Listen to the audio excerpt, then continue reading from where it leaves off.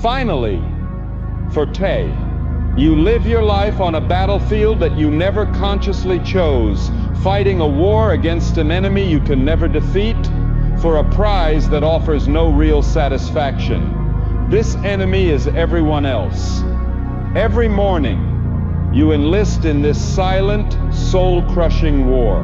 You pick up your phone, and in the cold blue light of the screen, you begin your reconnaissance. You scroll through the curated victories of others, the promotions, the perfect vacations, the flawless bodies, the happy relationships. You meticulously study their highlight reels, and then hold them up against the raw, uncut, and often messy footage of your own behind-the-scenes reality.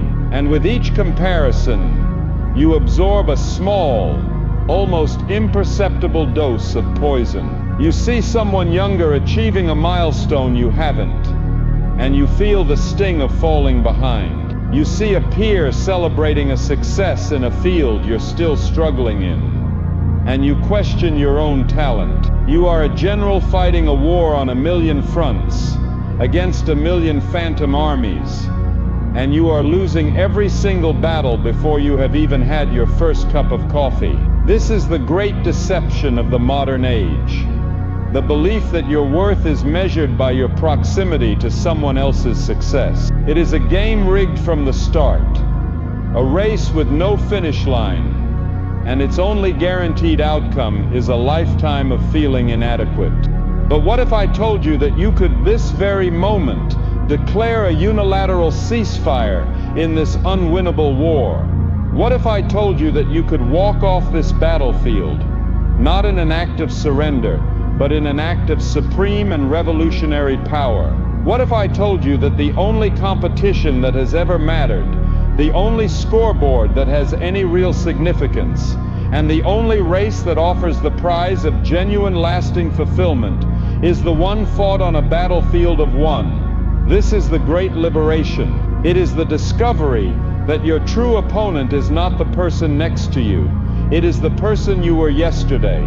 The daily, private, and infinitely rewarding battle is not you versus them, but you versus you. This is not a comforting platitude.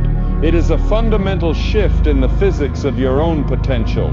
To compete with others is to play a finite game with infinite players, a game you are guaranteed to lose. But to compete with yourself is to play an infinite game where you are guaranteed to win every single time you make progress, no matter how small.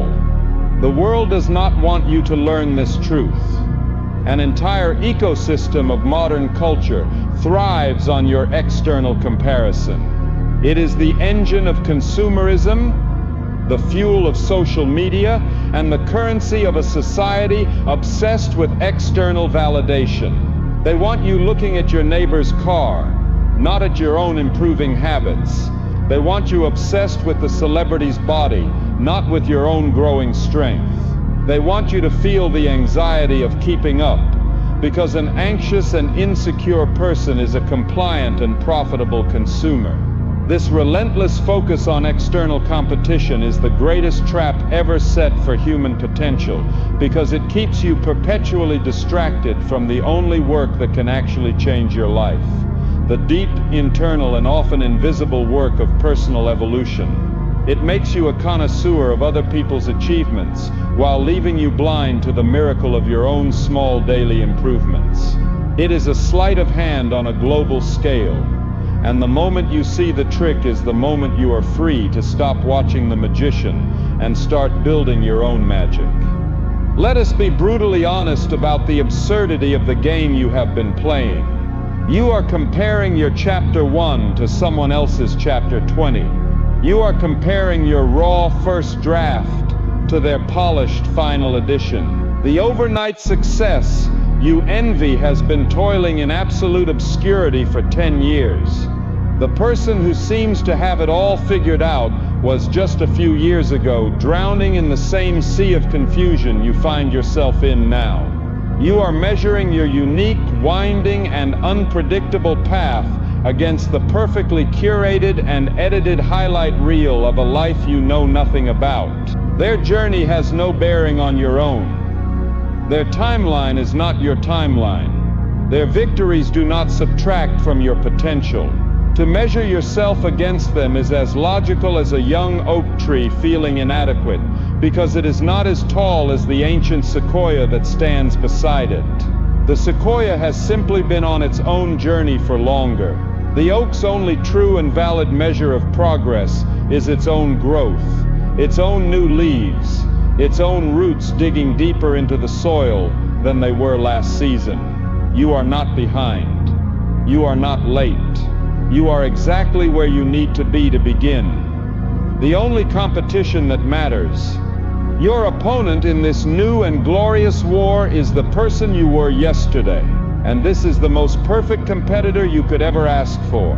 This opponent knows every one of your weaknesses, every excuse you have ever used, every corner you have ever cut, but they also know every one of your strengths, every flicker of your potential, every secret dream you have ever held.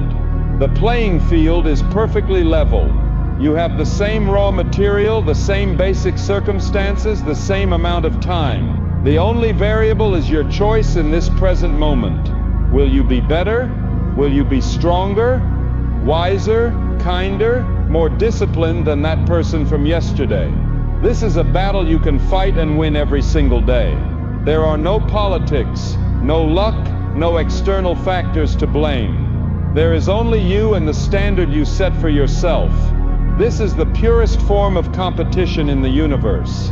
It is the path of the master, the craftsman, the soul who is interested not in the noisy and temporary victory over others, but in the quiet, profound, and eternal victory over the limitations of the self.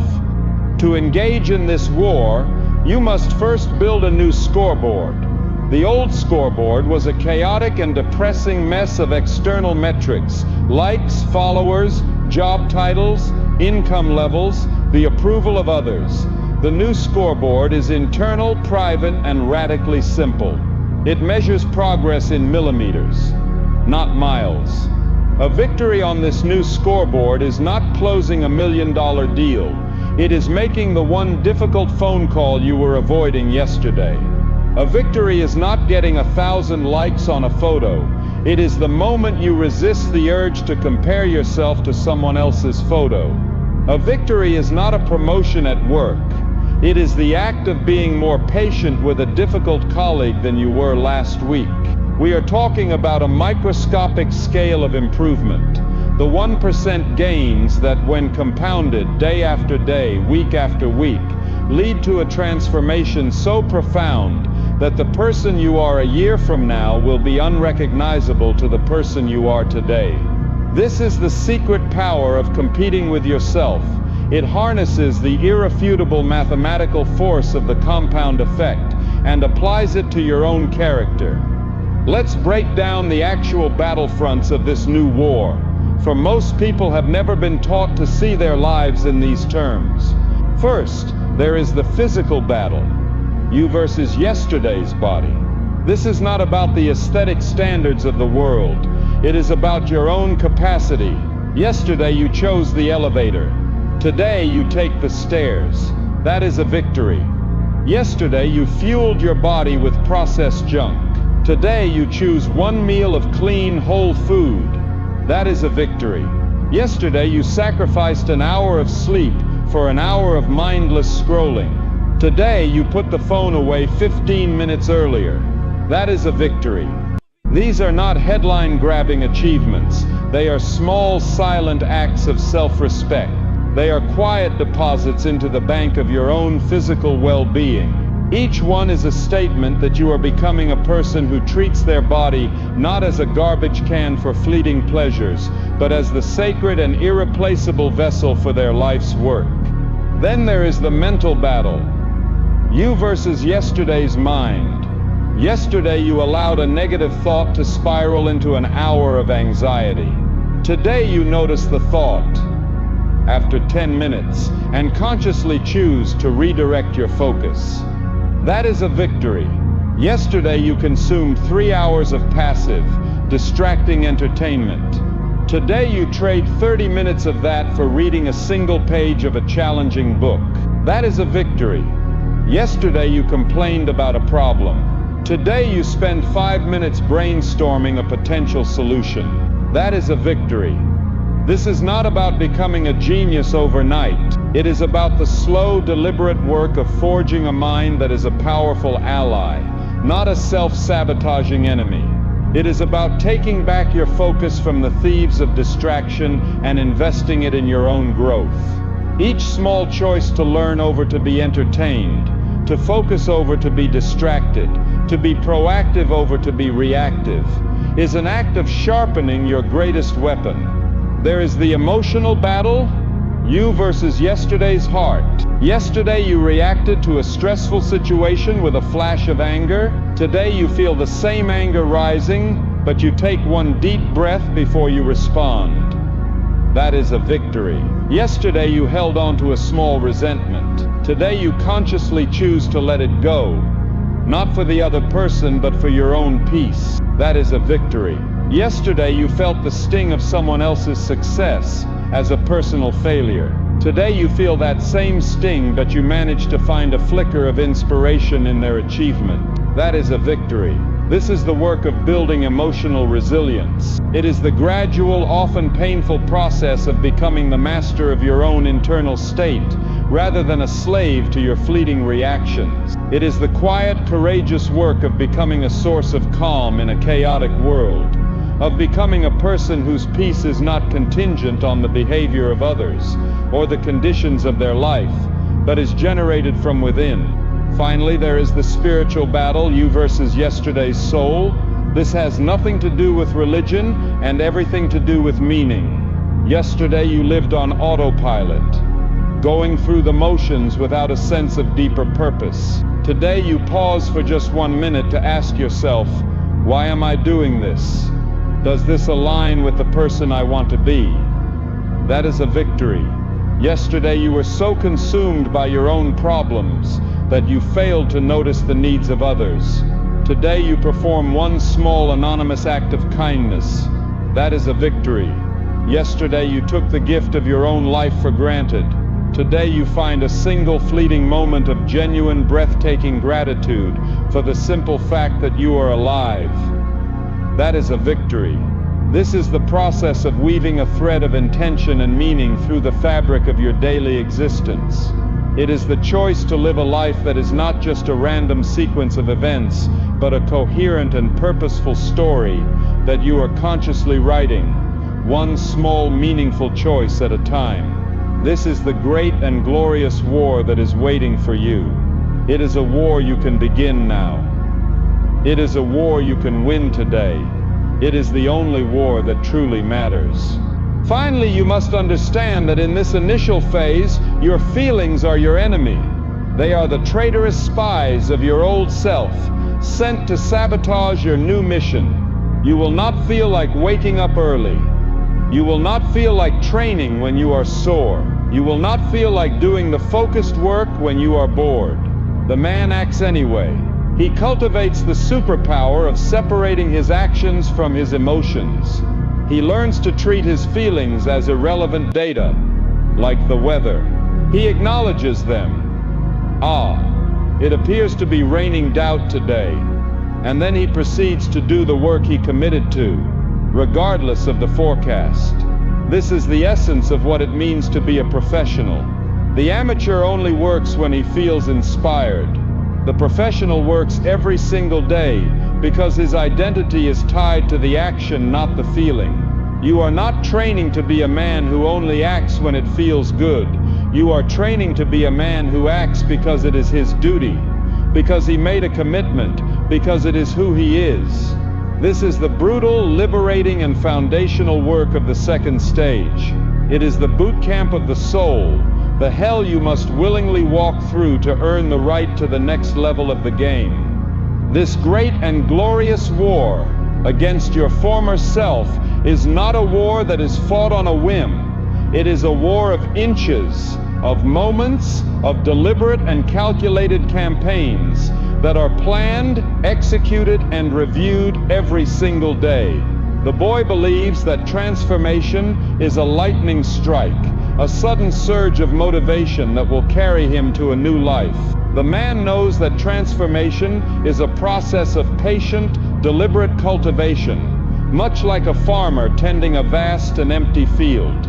He does not expect a harvest overnight. He knows that the work is in the daily tilling of the soil, the planting of a single seed, the consistent removal of weeds, and the patient faith in the slow, invisible process of growth that is happening beneath the surface. Your life is this field, and you must now become its patient and disciplined farmer. This requires an architecture for your days, a daily campaign plan that allows you to consistently and methodically win the battle against the person you were yesterday. The campaign begins in the quiet moments of the dawn, with a ritual you must come to see as the most important of your day, the sunrise contract. This is a solemn private agreement you make with the man in the mirror. It is the moment you, as the commander of your own life, issue the day's orders. This is not a vague to-do list. It is a precise and strategic plan of engagement. It begins with a brief and objective review of yesterday's ledger. You look at the record of the previous day not with judgment but with the cool eye of a strategist. Where was the clear victory over the you of the day before? Acknowledge it. Solidify it. Where was the lesson? Where did yesterday's version of you win the battle? Where did an old habit resurface? Identify it without shame, for this is the invaluable intelligence upon which today's plan will be built. From this intelligence, you must then identify today's primary battlefield. You cannot fight on all fronts at once. You must choose one specific and meaningful area where you will focus your efforts to be better than you were yesterday. Perhaps yesterday was a day of distraction, so today's battlefield is focus. Perhaps yesterday was a day of impatience, so today's battlefield is patience. You must name the engagement. Once the battlefield is identified, you must define a clear and controllable victory condition. This is the most critical part of the sunrise contract. The boy sets vague, outcome-based goals, like I will be successful or I will get a promotion, goals that are dependent on 1,000 external factors. The man sets clear, effort-based victory conditions that are entirely within his own control. If the battlefield is focus, the victory condition is not I will finish the entire project, but rather I will work for 2 45-minute blocks with my phone in another room. The victory is the effort itself. The victory is the act of showing up and executing the disciplined action. This makes winning a daily possibility, regardless of the external results. By defining your victory in terms of your own controllable actions, you take back all your power. You are no longer a victim of circumstance. You are the commander of your own effort. And on that battlefield, you can choose to be victorious every single day. Write this contract down. A thought is a ghost. A written word is a commitment. Your battlefield and your victory condition for the day must be written, a physical testament to the promise you have made to yourself. The first hour of your day is the strategic high ground upon which the entire daily campaign is won or lost. The man who wins the first hour wins the day. The boy loses this battle before he is even fully conscious. He wakes up and the very first thing he does is reach for his phone, surrendering his most precious and creative mental energy to the chaotic agendas of the outside world. The emails, the notifications, the manufactured outrage of the news. He starts his day in a state of reaction, of defense, of distraction. He has given away the initiative.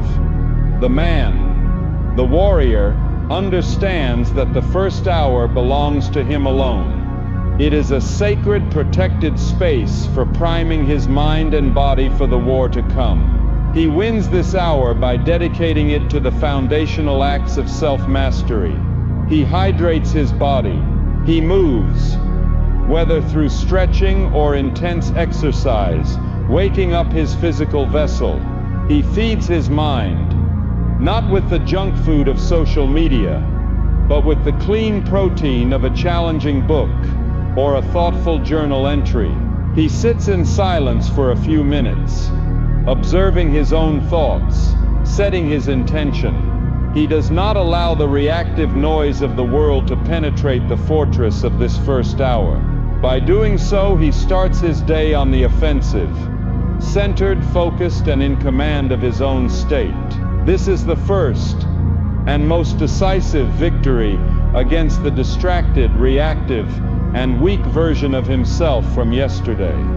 As you move from the controlled environment of your morning into the chaotic reality of the day, you must practice the art of the midday course correction. No battle plan survives contact with the enemy, and your daily plan is no different. The world will try to pull you off course. Unexpected problems will arise. Your focus will wane. Your discipline will be tested. The boy, when knocked off course, surrenders the entire day.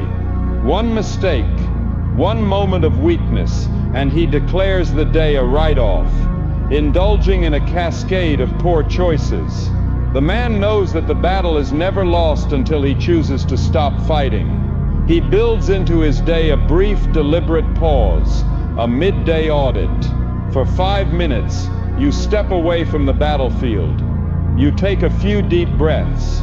You review the sunrise contract you wrote in the morning. You ask yourself with brutal honesty, am I on mission? If you have been pulled off course, this is not a moment for self-flagellation. It is a moment for a strategic reset. You acknowledge the deviation. You recenter yourself on your primary objective, and you adjust your plan for the rest of the day. This small act of conscious self-correction is what separates the professional from the amateur. It is the ability to not let one lost skirmish turn into a lost battle. To get back on mission in the middle of the chaos, that defines a true commander. You must become a ruthless architect of your own environment, for your surroundings are a silent but powerful combatant in the war against yesterday. Your environment is either a strategic ally that makes victory easier, or it is a treacherous enemy that is constantly working to sabotage you. The boy lives in an environment designed for the comfort and convenience of his weaker self. The television is the centerpiece of the room. The junk food is at eye level in the pantry. The phone is always within arm's reach. The man understands that willpower is a finite resource, and he designs his environment to conserve it. He weaponizes his space. He deliberately increases the friction for yesterday's bad habits and decreases the friction for today's desired actions. He puts the junk food on the highest shelf and the healthy food at the front of the fridge. He leaves the book he wants to read on his pillow. He sets up his workspace so that the only thing to do there is deep work. He designs his digital environment with the same ruthlessness, using blockers to eliminate distracting websites and turning his phone into a tool for communication, not a slot machine for consumption. He knows that you do not rise to the level of your goals. You fall to the level of your systems. By architecting an environment that makes discipline the path of least resistance, you create a powerful tailwind that will carry you toward victory, even on the days your own personal motivation is low. The daily campaign concludes with the same quiet deliberation with which it began. This is the Sunset Review, the Commander's After-Action Report. In this ritual, you close the loop on the day's engagement. You take out the physical journal containing your sunrise contract, and you render an honest account. First, and most importantly, you log the victory. You must find and write down at least one specific way in which you were demonstrably better than the person you were yesterday. Did you hold your focus for 5 minutes longer? Did you choose to listen? Instead of interrupting, did you walk 1,000 more steps? No victory is too small to be recorded. This act of writing it down is not an act of ego. It is an act of building evidence. You are creating a physical, undeniable record of your own growth, a library of proof that you can consult in future moments of doubt. Second, if you failed in your primary mission for the day, you must extract the lesson. You analyze the failure with the cold, detached curiosity of a scientist. What was the trigger? What was the breakdown in my system? What is the new strategy I will deploy tomorrow? This transforms every loss into a priceless piece of intelligence, ensuring that you never make the same mistake twice. This evening ritual is what turns a single day into a building block of a better life. It is the mechanism that guarantees that the person who goes to sleep tonight is fractionally wiser, stronger, and more capable than the person who woke up this morning. This entire daily architecture is powered by a deep and abiding faith in the philosophy of the 1% margin. You must burn this concept into your very soul. The boy is addicted to dramatic overnight transformations, and when they don't materialize, he quits. The man understands that true, lasting change is the result of small, almost invisible, and relentlessly compounded daily improvements. He knows that being 1% better today than you were yesterday is not a small victory. It is the only victory that matters. Like a farmer on the vast open pampas, he does not curse the sky when the single seed he planted yesterday has not become a mighty tree overnight. He understands the nature of growth. He knows that his job is to simply show up today, to do the work, to be 1% better, and to trust in the inexorable mathematical power of time. A 1% improvement every day means that in a year, you are not 365% better. You are nearly 38 times better. This is the secret weapon of the solitary warrior. While the crowd is chasing the lottery ticket of instant success, he is engaged in the slow, patient, and guaranteed work of building a fortune of character, one small, disciplined, and victorious day at a time. This is his campaign. This is his path. And it is a path that, if walked with consistency, makes his ultimate victory not a matter of chance, but a matter of time. This crucible of the grind, this self-imposed exile where your new self will be forged, begins in a place that the boy fears above all others, an empty room. This room is both a physical and a metaphorical space. It is the silence you have created by ruthlessly cutting away the distractions, the social noise, and the comforting illusions of the crowd. In the beginning, this emptiness will feel like a form of torture. It will be a deafening silence, where the only voice you can hear is the one you have been running from your entire life. It is the voice of your own inadequacy, your fear, your regret. The boy's first instinct is to immediately fill this room with new noise, new distractions, anything to avoid the terrifying confrontation with the self. The man, the solitary warrior, understands that this empty room is not a prison. It is his sanctuary. It is his laboratory. It is the blank canvas upon which he will paint his masterpiece. Your first task is to learn to sit in this emptiness, to endure the initial shock of its silence, and to understand that this void is not a sign of absence, but a sign of pure, unadulterated potential. It is from this intimidating emptiness that all things of value are built. To build in this empty room, you need an architecture, a daily system so robust and so ingrained that it becomes the very rhythm of your existence. This is the architecture of the grind, and it is built upon a non-negotiable trinity of practices designed to forge the three core elements of your being: the body, the mind, and the spirit. This trinity is the foundation of your solitary practice. It is the unbreakable routine that will provide structure in a world of chaos and serve as your anchor in the lonely sea of your ambition. You do not negotiate with this routine. You do not perform it when you feel like it. You execute it every single day with the dispassionate, relentless consistency of a monk performing his sacred rites, because that is precisely what it is. This is the daily ceremony of your own self-creation, and it is the only thing that will sustain you when the initial fires of motivation have long since burned out. The first pillar of this trinity is the forging of the body, which you must learn to see as the anvil of your will. Your daily physical training in solitude is an act fundamentally different from the exercise of the boy. The boy trains for an audience, for the approval in the eyes of others, for the vanity of the mirror. The solitary warrior trains for himself.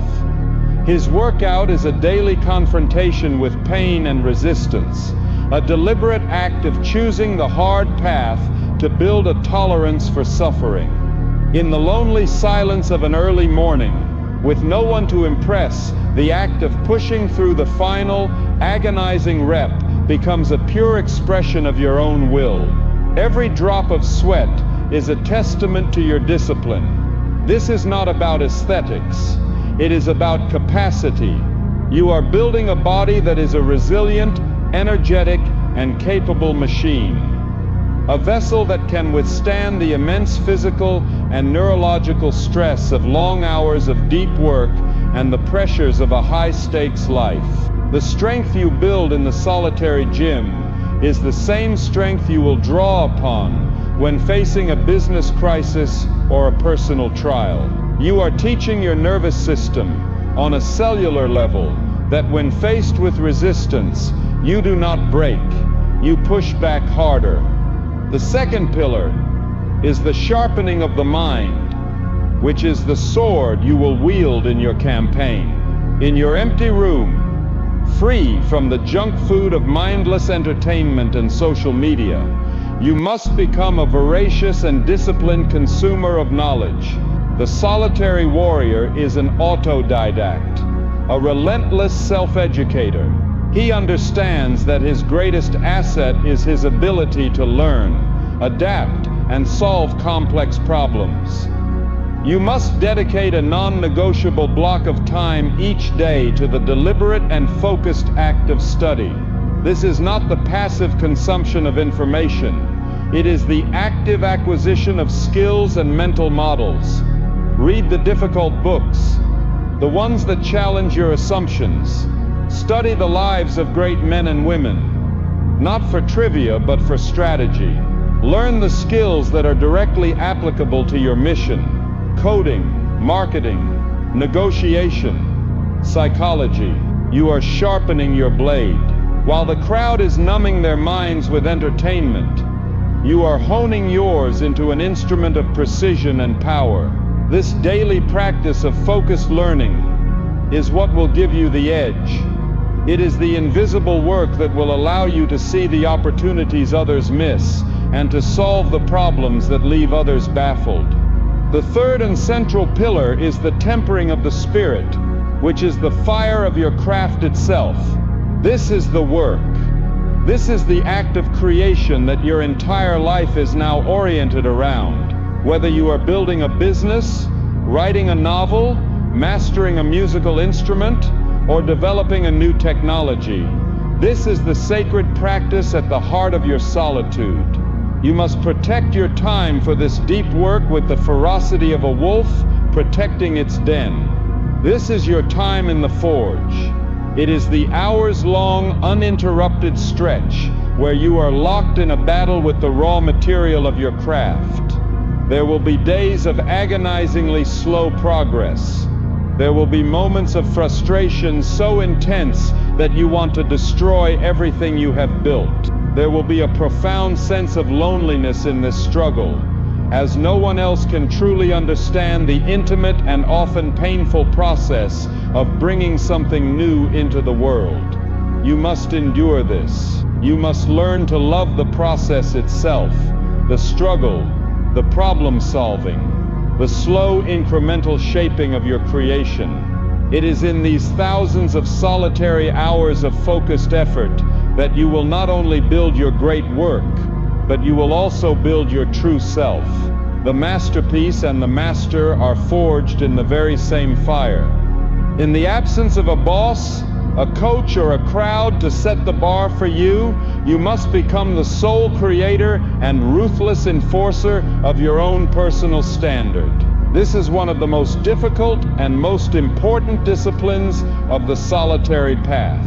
The standard you set for yourself must be impossibly high, higher than anyone else would ever dare to set for you. You are not aiming to be good. You are aiming to be the best. You are not competing with others. You are competing with your own potential. This means you must become your own most demanding critic. You must review your own work with a cold, objective, and unforgiving eye. Where could it be better? Where were you lazy? Where did you cut a corner? You must hold yourself accountable for these lapses, not with shame, but with an immediate course correction and a renewed commitment to the standard. This internal self-imposed pressure is what creates diamonds. A man who can hold himself to a higher standard in the silence of an empty room than the crowd could ever hold him to in a public arena is a man who is destined for mastery. To make this grueling, lonely grind sustainable, you must transform it from a series of chores into a sequence of sacred rituals. The human spirit thrives on ritual. It gives meaning and significance to the mundane. The boy's life is a chaotic and reactive series of events. The man's life is an ordered and intentional series of rituals. You do not just wake up. You perform your morning ritual to prime your mind and body for the day. You do not just start working. You perform your ritual to enter a state of deep focus, clearing your desk, turning off your phone, stating your intention for the session. You do not just end your day. You perform your shutdown ritual, reviewing your progress, planning the next day's battle, and consciously disengaging from the war to allow for rest and recovery. These rituals are the scaffolding of your discipline. They are the predictable rhythms that carry you through the unpredictable chaos of creation. They reduce the need for willpower by making your most important behaviors automatic, and they infuse your solitary work with a sense of purpose and a quiet, dignified reverence. In this world of solitude, without the immediate feedback of colleagues or mentors, you must create your own mirror. This is the practice of meticulous self-tracking. You must keep a logbook, a journal, a record of your war effort. This is not a diary of your feelings. It is the objective, data-driven ledger of your actions. How many hours of deep work did you complete? How many pages did you read? Did you complete your workout? Did you adhere to your diet? This logbook becomes your most honest and trusted advisor. On the days when you feel like you are making no progress, the data will be there to show you the truth of your consistent effort. On the days when your ego starts to believe you are invincible, the data will be there to humble you and show you where you have been slacking. It is the ultimate tool of self-accountability. It is the proof, written in your own hand, that you are honoring the contract you have made with the man in the mirror.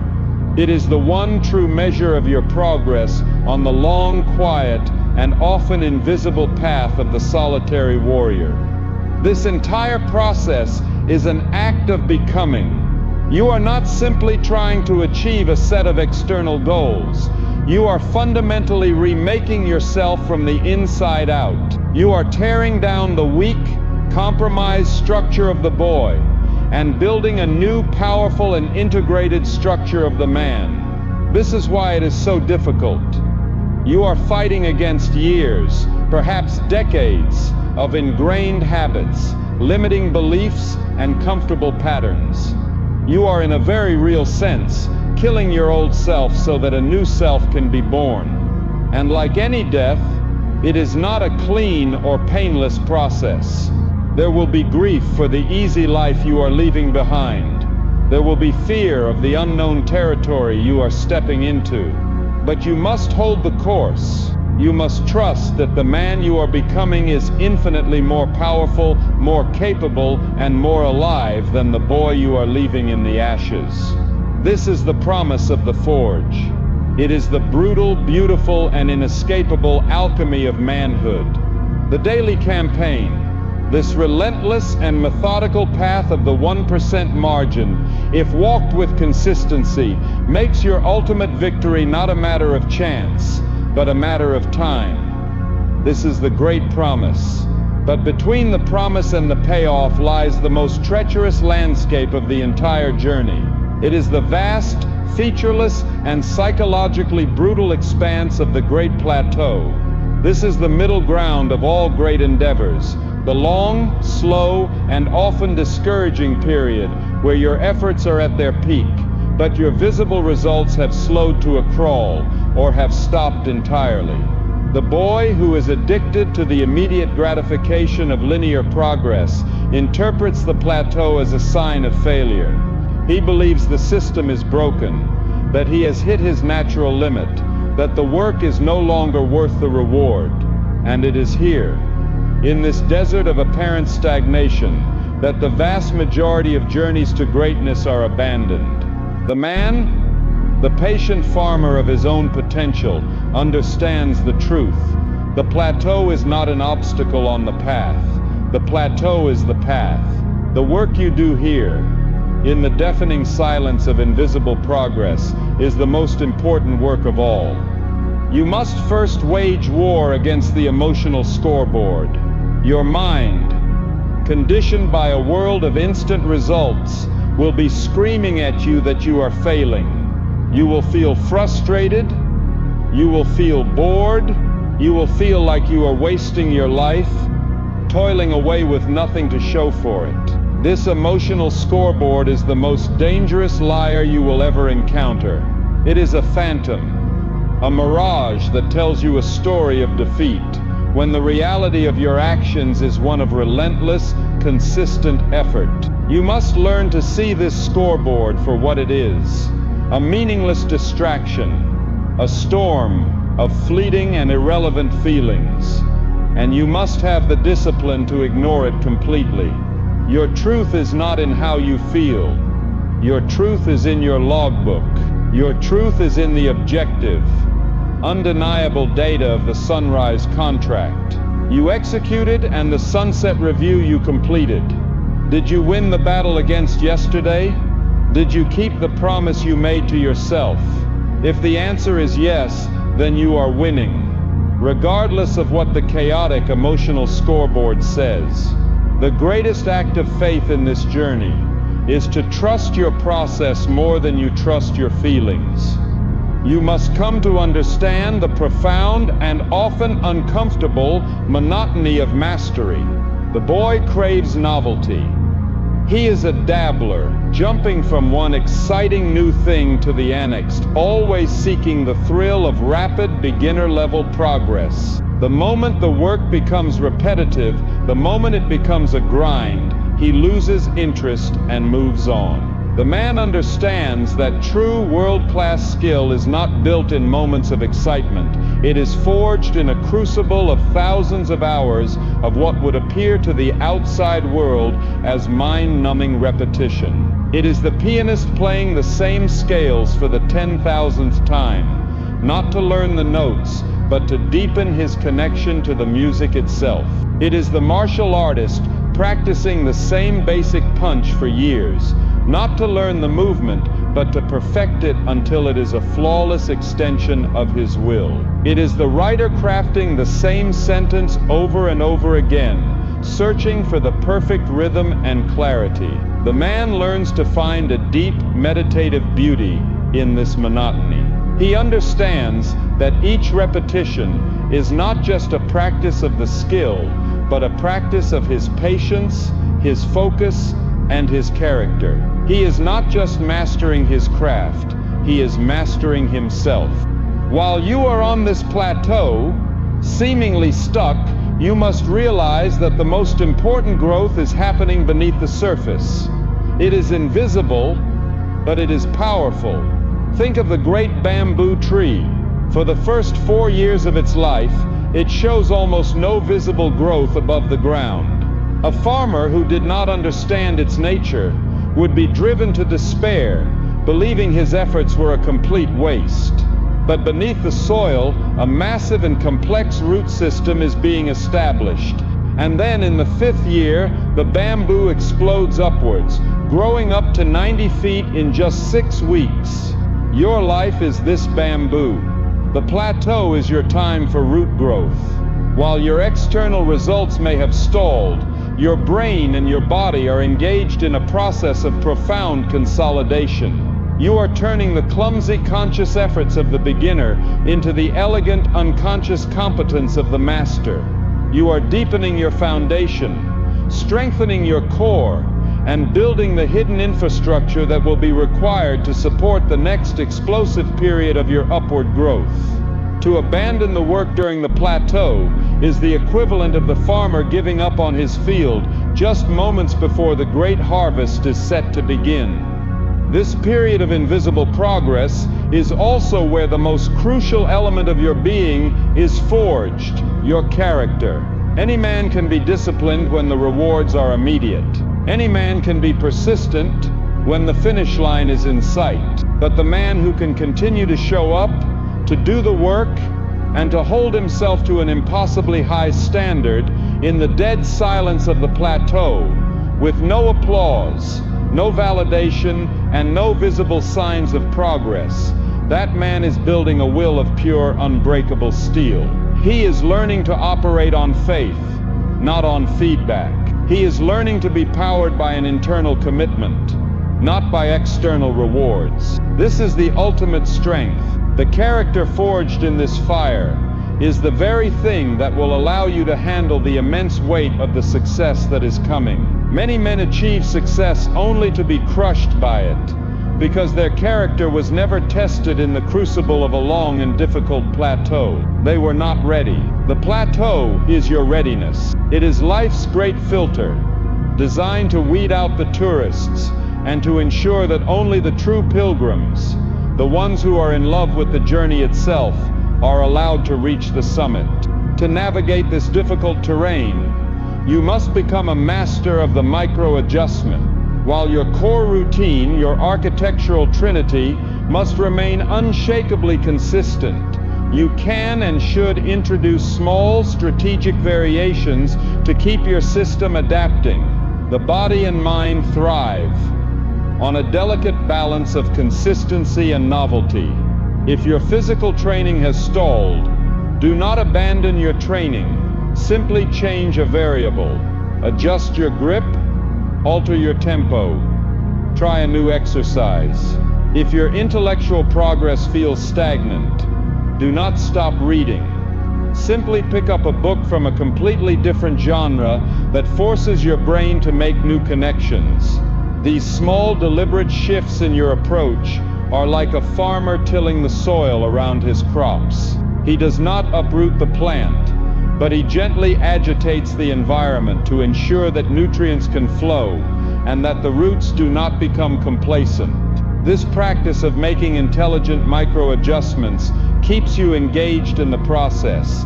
It fosters a mindset of constant experimentation, and it is often the very thing that triggers the end of the plateau and the beginning of the next growth spurt. Ultimately, your survival on the Great Plateau comes down to a single profound choice: the choice to trust the process. You must surrender to the timeline of mastery. You cannot rush it. You cannot hack it. You must simply show up day after day and do the work with the quiet, unshakable faith of a man who knows that the laws of cause and effect are as real and as reliable as the rising of the sun. This is the final and most difficult battle against the boy. The boy lives in a state of perpetual impatience. He wants what he wants, and he wants it now. The man learns the virtue of patience. He learns to see time not as an enemy to be conquered, but as an ally to be cultivated. He plants his seeds. He tends his soil, and he has the wisdom and the fortitude to wait for the harvest, knowing that it will come in its own due time. And when the breakthrough finally arrives, when the bamboo shoots through the soil with an explosive and seemingly impossible force, he will not be surprised. He will not see it as a miracle. He will see it as the inevitable, predictable, and hard-earned result of the thousands of days of silent, invisible, and faithful work he performed when no one else was watching. Existence. The warrior knows that such a life is a fiction, and more importantly, that it is undesirable. He understands that all value, all wealth, and all meaning in this world are created by solving problems. The bigger and more difficult the problem you solve, the greater your reward. Therefore, the warrior does not avoid problems. He actively hunts them. He looks for the biggest, ugliest, most intractable challenges he can find, because he knows that this is where the greatest treasures are hidden. He sees a failing business not as a liability, but as a turnaround opportunity. He sees a complex technical challenge not as an obstacle, but as a chance to innovate. He sees a broken community not as a tragedy, but as a call to lead. This proactive, problem-seeking mindset is what separates the creator from the consumer, the leader from the follower. You must stop waiting for problems to happen to you and start seeking out the challenges worthy of your newly forged strength. The ultimate mastery of your time and of your own internal kingdom is the final graduation from the boot camp of the soul. You have conquered the ghost in your own machine. You have transformed the empty room from a prison of loneliness into a sanctuary of power. You are no longer the boy who is terrified of the silence, but the man who commands it. Now you must take the first deliberate steps out of the forge and back into the world, not as a needy participant seeking validation, but as a sovereign force on a mission of reconnaissance. This is the phase of first contact, the critical moment where your newly forged internal world collides with the chaotic, unyielding reality of the external world. You are not returning to the crowd as a prodigal son seeking a welcome home. You are re-entering the field as a strategist, a scout, a quiet observer sent to test the temper of your blade, to gather intelligence, and to confirm that the power you have built in the silence is real, tangible, and effective. The breakthrough, when it comes, feels like a force of nature. It is the inevitable and earned result of your thousands of days of silent, invisible, and faithful work. The bamboo has shot through the ground, and you now stand on a new, higher plateau, a vantage point earned through sheer persistence. From here, the horizon is wider. The possibilities seem vaster. You have achieved a significant and undeniable victory over the person you were yesterday, and not just over one yesterday, but over 1,000 of them stacked one upon the other. This new altitude brings with it a profound sense of clarity and capacity, but you must understand this. With the cold certainty of a general securing a newly won piece of high ground, this new position is not a place of rest. It is a more exposed, more visible, and therefore more dangerous position than you have ever occupied. The struggles of the climb were a private affair. The challenges of the summit, however, will be a public spectacle. For the first time since you began your solitary journey, the world will begin to turn its eyes toward you, and with that attention comes a new and treacherous set of enemies. The first of these new enemies is the returning tide of the crowd. When you were toiling in obscurity on the long plateau, the crowd had no interest in you. You were invisible. A forgotten soldier fighting a silent war. But now, your breakthrough, your success, is a flare shot into the night sky, and the crowd in all its chaotic and contradictory forms will be drawn to your light. It will come in two primary waves. The first is the wave of the admirers. These are the people who will offer you the praise, the applause, and the external validation you were starved of for so long. They will tell you that you are brilliant, that you are a natural, that you are an overnight success. This praise is a sweet and intoxicating poison. The boy inside you, the one who craves approval, will want to drink it down by the gallon. It is the most dangerous drug you will ever be offered, because it will tempt you to abandon the very thing that created your success, your internal scoreboard. It will tempt you to start playing for their applause instead of for your own progress. The second wave is that of the resentful. These are the people who are made deeply uncomfortable by your success because it shines a harsh light on their own compromises and inaction. They will belittle your achievements, attribute them to luck, or search for flaws in your character to tear you down. Their criticism is the bitter antidote to the sweet poison of praise. The boy is a slave to both. He is inflated by the praise and crushed by the criticism. The man, the solitary warrior, must learn to be a stoic and impartial observer of this returning tide. He accepts the praise with a quiet, gracious nod, and then immediately returns his focus to the work. He observes the criticism with a cool, analytical eye, searching for any signal in the noise, but he does not allow its emotional venom to penetrate his armor. He remains anchored to the only judgment that matters, the objective data of his own daily progress against his former self. The most dangerous enemy, however, is not the one that returns from the outside, but the one that is born from within. This is the rise of the ego. Your ego is the shadow that is cast by your success. The bigger your success, the larger and darker your ego's shadow can become. This is the voice that emerges after a great victory and whispers a new story in your ear. It is the voice of arrival syndrome. It tells you you have made it. The war is over. You can finally rest. It tempts you to believe that the principles of the grind, the brutal morning alarms, the monotonous practice, the fanatical discipline were merely a vehicle to get you to this comfortable destination, and that now that you have arrived, you can discard them. The ego wants you to forget the taste of the dirt. It wants to rewrite your history, to convince you that your success was not the result of 1,000 ugly, difficult, and repetitive battles against mediocrity, but the inevitable result of your own innate and special genius. It wants to make you believe you are no longer the humble craftsman in the forge, but the entitled king in the palace. The moment you begin to believe this story is the moment your decline begins.